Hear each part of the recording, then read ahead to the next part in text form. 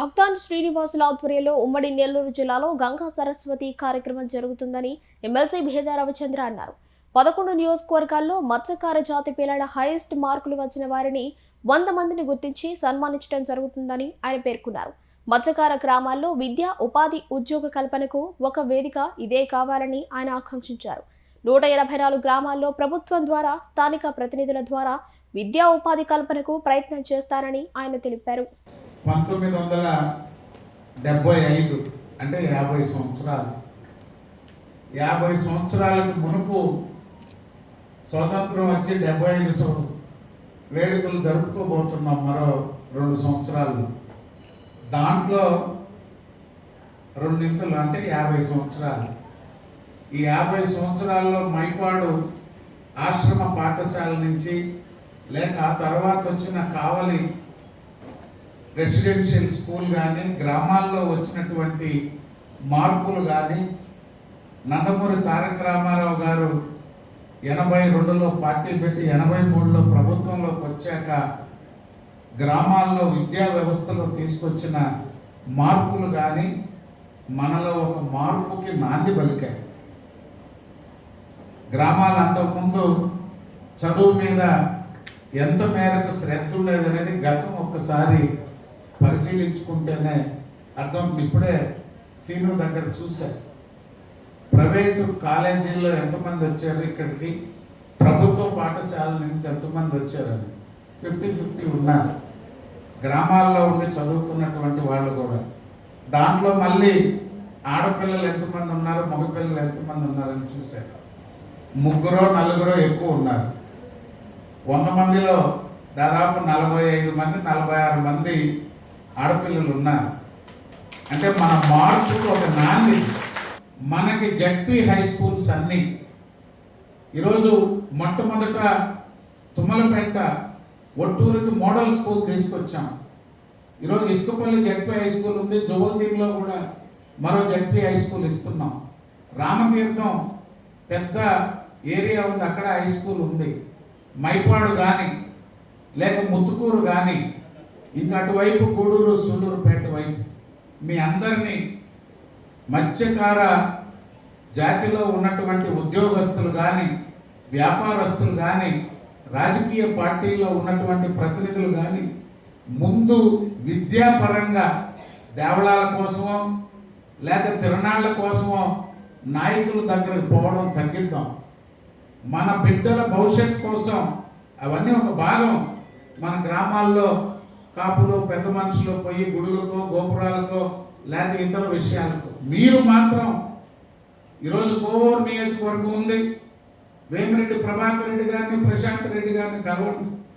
రామతీర్థం స్కూల్ని ఒక మోడల్ స్కూల్గా తీర్చిదిద్దేందుకు కోవూరు నియోజకవర్గంలో పనిచేయండి.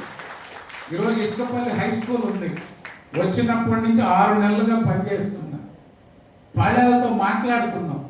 టీచర్లు అందరూ భయపడిపోతున్నారు. అయ్యా తాగి తల్లిదండ్రులు మా స్కూల్ మీదకి వస్తున్నారు. ఎవరినైనా ఒక పిల్లోడిని గట్టిగా చదివించాలంటే మాకు అసలు ఎవరికి ఏం చెప్తే ఏమవుతుందని భయపడుతున్నామంటే పోల్శెట్టిని మాజీ సర్పంచ్ బాబుని అందరిని తీసుకెళ్ళి 6 మీటింగ్లు పెట్టాను. నేను ఇప్పుడు 5 కోట్ల రూపాయలు ఆ స్కూల్ మీద ఖర్చు పెడుతున్నాం.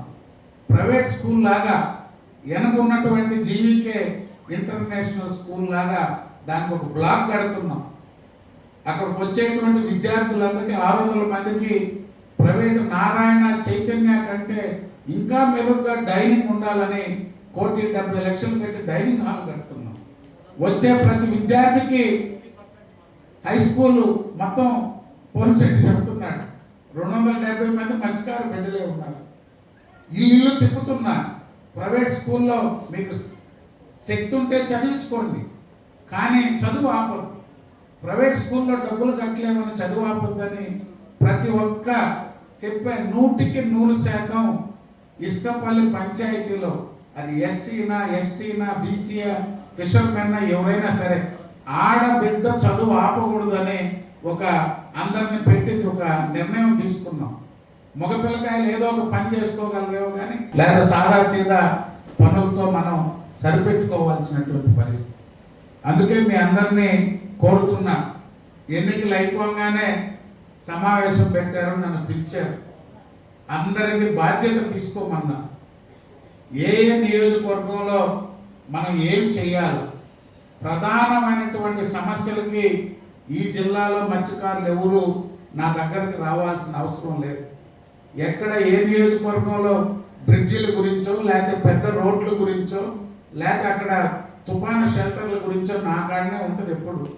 ఎప్పుడు ఏ స్కీమ్ వచ్చినా నేనే మంత్రులు అధికారులతో మాట్లాడి అక్కడ స్థానిక శాసనసభ్యులతో మాట్లాడి శాంక్షన్ చేయిస్తాం. 80% అయిపోయినాయి. మనం ఎక్కడికక్కడ బ్రిడ్జిల కనెక్టివిటీ అంతా తెచ్చుకున్నాం. అటువైపు ఒక పోర్ట్ ఉంది, ఇటువైపు ఒక పోర్ట్ ఉంది. ఆ చివరి మళ్ళీ దుగరాజపట్నం పోర్టు ఫీజిబిలిటీ లేదు కాబట్టి ఇప్పుడు షిప్ బ్రేకింగ్ యూనిట్ వస్తుంది. అక్కడ మత్స్యకార గ్రామాలన్నీ ఇండస్ట్రియల్ కారిడార్గా మారిపోతూ ఉన్నాయి. ఈరోజు మనం మీరు ఎవరైనా పెళ్ళిళ్ళకో లేకపోతే ఇతర కార్యకలాపాలకో కోట చిలకూరు మండలం పోతే మీకు అసలు ఏ విధంగా మార్పు చెందుతుందో చూస్తుంటారు. మీకు అత్యంత వేగంగా మారిపోతున్నాయి.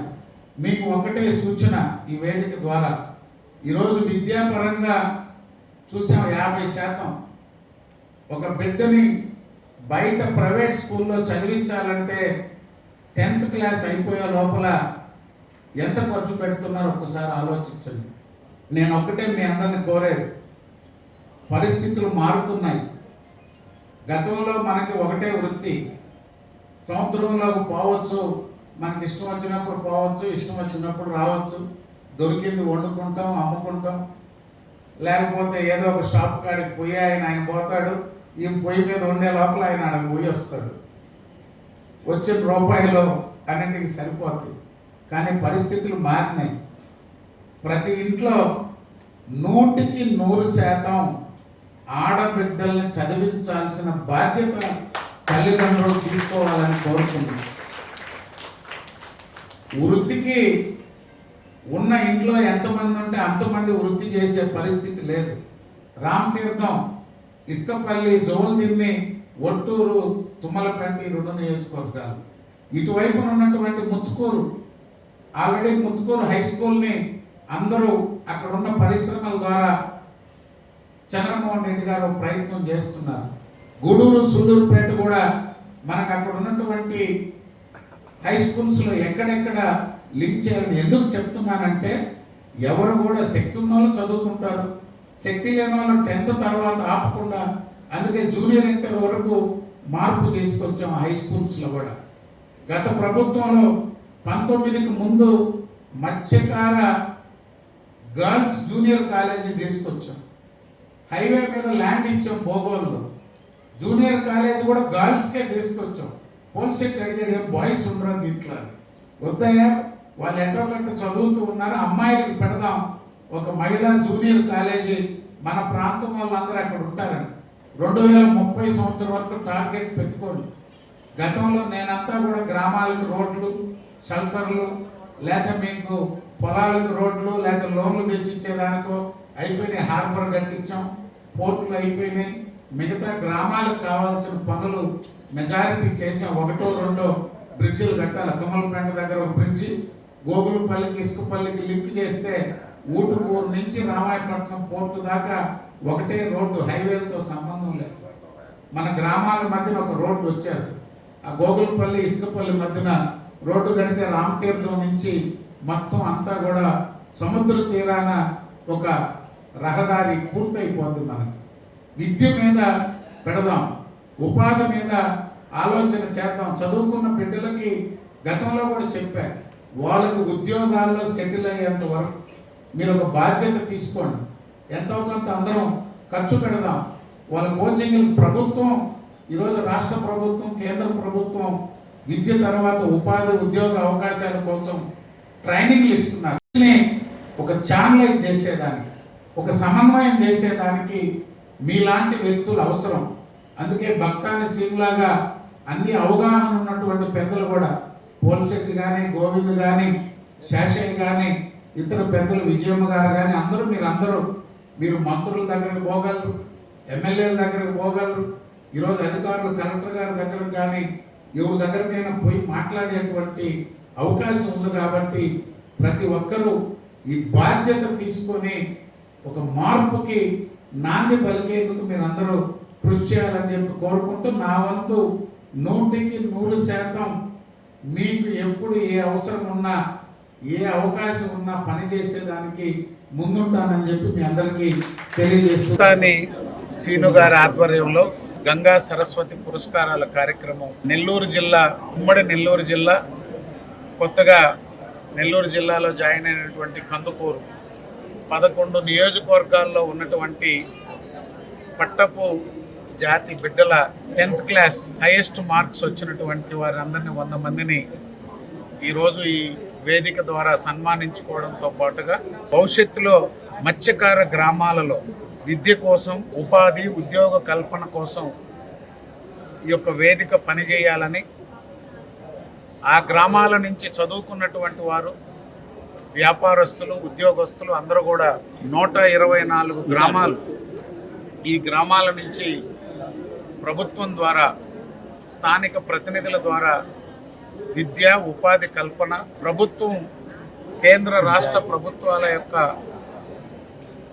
తోడ్పాటుతో ట్రైనింగ్ ప్రోగ్రామ్స్ కానీ వీటన్నిటికీ ఈ వేదిక మీద ద్వారా పనిచేయాలనేటువంటి ఒక ఆలోచన చేయడం, ఈ కార్యక్రమాలన్నీ తీసుకోవడం, వారితో పాటుగా పోల్శెట్టి గారు, ఆర్ గోవింద్ గారు, మత్స్యకార జిల్లా అధ్యక్షులు శేషయ్య గారు, అదేవిధంగా విజయలక్ష్మి గారు, అనేక మంది ఈ యొక్క కార్యక్రమాన్ని విజయవంతం చేయడంతో పాటుగా భవిష్యత్ కార్యాచరణ రూపొందిస్తున్నారు.